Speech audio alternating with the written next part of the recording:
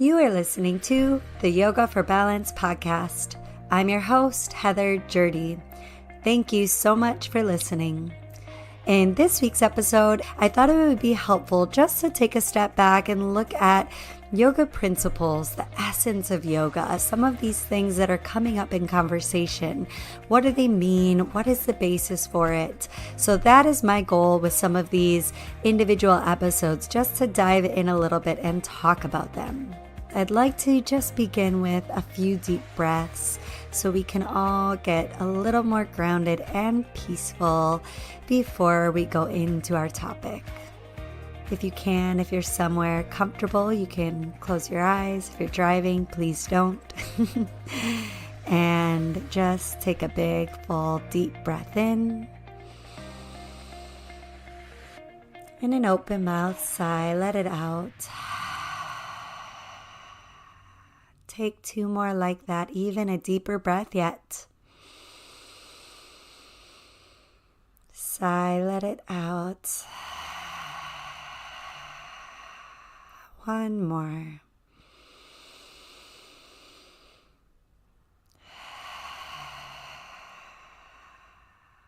Wherever you are, I hope you feel a little more relaxed, a little more at peace already. And it's wonderful speaking with you. I really am beyond grateful for this show, for the amazing speakers that I've been able to have on so far. These are healers that have touched my life, people who I have practiced with, that I've learned from, that I found healing through.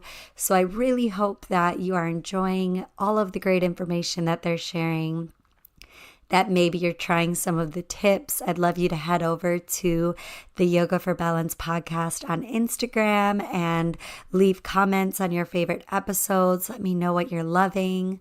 If you're trying their tips at home, I'm sure they'd love to hear that they're helping you as well.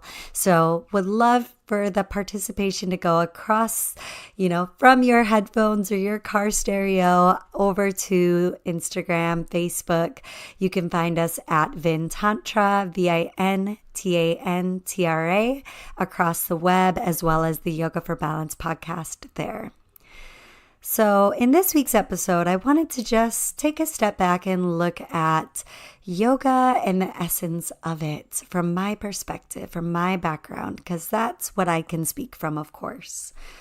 So maybe like me, when you first discover yoga, you thought, okay, it's this movement, it's this sequence, and we're moving the body. At the end, I feel really good. And that's kind of your understanding, what comes out of the asana within the Yoga Sutras. So many people think that that's what yoga is, these poses they're seeing, the one class that they took, which could be a variety of things. It could be an Ashtanga class, it could be a Vinyasa, breath to movement class. It could be a slow restorative or a yin. So there's this just wide understanding of what yoga is, what yoga means. And yoga, in its essence, means to yoke, to join the mind, body, and spirit, to join with one another through this practice.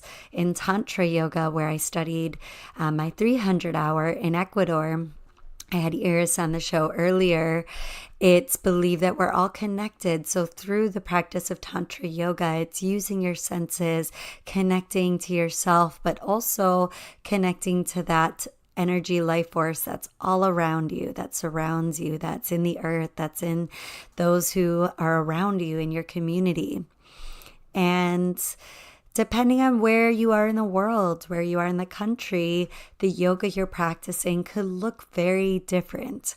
What you've been taught as yoga might be super different than someone in Australia, which I've been learning is a big Jiva Mukti place to practice. And in my 300-hour training in Ecuador, I met people and teachers from all over the world who practice all of these different lineages. So there's a lot of reason to be confused if you haven't gotten the breadth of introduction to where this is all coming from, what it's stemming from, and what is at the essence, at the core of it all. So when we take a big step back, the Yoga Sutras were introduced 2nd century BC, and this is thought to be some of the founding principles of what modern day yoga is today. And there's 8 limbs within the Yoga Sutras, and those limbs are the yamas, or the behavior in the world we have, the behavior with others.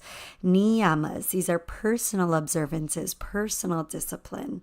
Then we start diving deeper into the asana, and this is the discipline of the body so that we can get comfortable enough to sit in that meditation. Meditation comes later. That's actually more challenging, according to the sutras, and to my understanding, to my personal practice, and to what I've noticed in my own students. So it's understandable that when you sit and you try to meditate the first time, or the first 10 times, or first 100 times, it's very, very challenging. So that's where this physical practice of yoga came about, to move the body. And asana, even if surfing is a good movement to you, it's something you can release. You could feel good in the body for. You can surf, you could dance. But asana, one common way we see it is through the different styles of yoga that have, since this was introduced, stemmed out through all of these different styles of yoga that have been developed. Next, we move on to pranayama, or the extension of vital energy. And one way we do this in yoga is through breath. So you often will hear yogic breath cued, ujjayi, breathing in your class, where you seal the lips and breathe in and out through the nose with a bit of forcefulness, a hugging of the muscles in the back of the throat. Pulling the belly button up and in toward the spine. That's just one method. We have alternate nostril breathing, deep belly breathing, as we do in Tantra yoga. So that's another way that we can concentrate the mind, is through the breath. Pratyahara is next, and this is withdrawal of the senses from their external objects, turning the senses inside. Finally, there are 3 last Yoga Sutras, which are believed to be more internal aids and approaches to yoga. We move on to Dharana, or concentration of the chitta, the mind chatter on something, whether that be a physical object, the third eye center, or an image, something that you can focus on. Dhyana is next, and that becomes more of a steadfast meditation. We stay in that space between the thoughts. We don't have to focus our mind. We can just be. We could be there. We can surrender to the stillness. As Jenna mentioned in her interview earlier in this podcast, it's I will not contribute. You're not contributing in the mind. Physically, you're not fidgeting. You just are. And finally, we reach Samadhi, if ever. This is the final stage, oneness with the object of meditation. There's no distinguishing between the act of meditating, the object of it, its transcendence. So that is the basis for yoga as we know it. And I hope that as we dive in through these different areas, different topics, through different modes of healing, you'll remember these are all just different aspects that we can use to live a more balanced, healthy life. And some things may resonate more with you at this moment, at this time of your life. There certainly are things for me that, I may have learned in my first 200-hour yoga teacher training, and I've read them over and over. And at the time, if it wasn't ringing true for me, or it just wasn't ringing true for me possibly yet. And so this is all great information just to be aware of, to think of, and to remember that it's more than just one thing. It may not be for you, it may be the physical right now, or finally you've made it to a point where you could sit on your meditation pillow.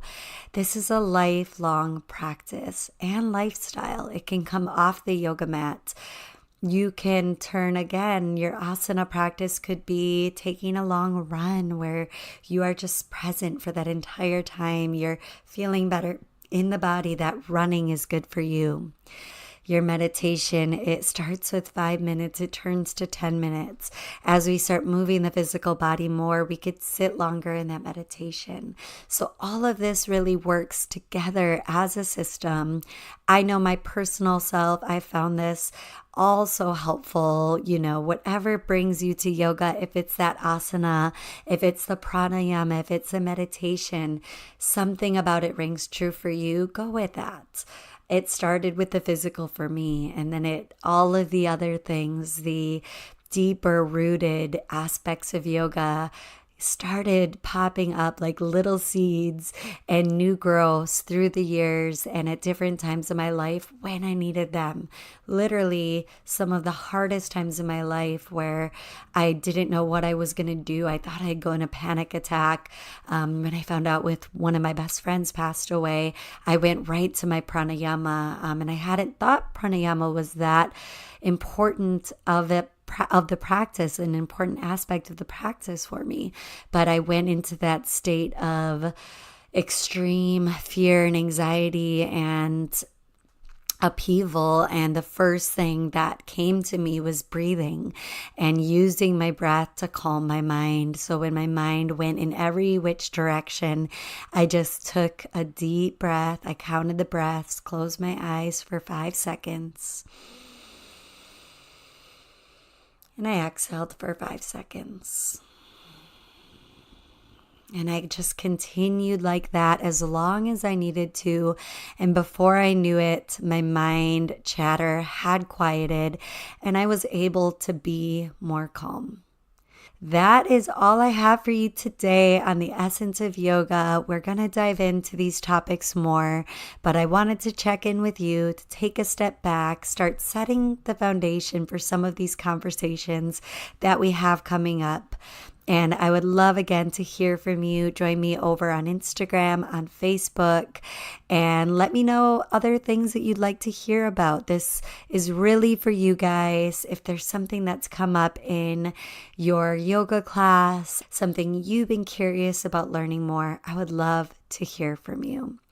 And just to give you an idea of what else I'd love to cover for you, so diving in a little more to the different lineages of yoga, clearing up what is Iyengar, what is Anusara and Vinyasa, Hatha, these different styles that you've seen on the schedule, that you've seen studios popping up. So giving you an idea of what to expect if you're to try those other styles of yoga. Pranayama, so extending our life force through the breath, looking at some different options of breath work and things that we could do at home, including walking you through some of those so you could try them yourself. Moving into the chakras, the energy centers that run through the body. What do those chakras look like? The colors associated, the different body parts, and a chakra clearing meditation that I love to do with my students. So just to look at some of the topics that I will be covering for you as we move forward. Thank you again for listening to the Yoga for Balance podcast. I'm your host, Heather Jurdy. Don't forget to subscribe wherever you listen and help the Yoga for Balance podcast grow by leaving a star rating and review while you're there. Thank you so much, and until next week.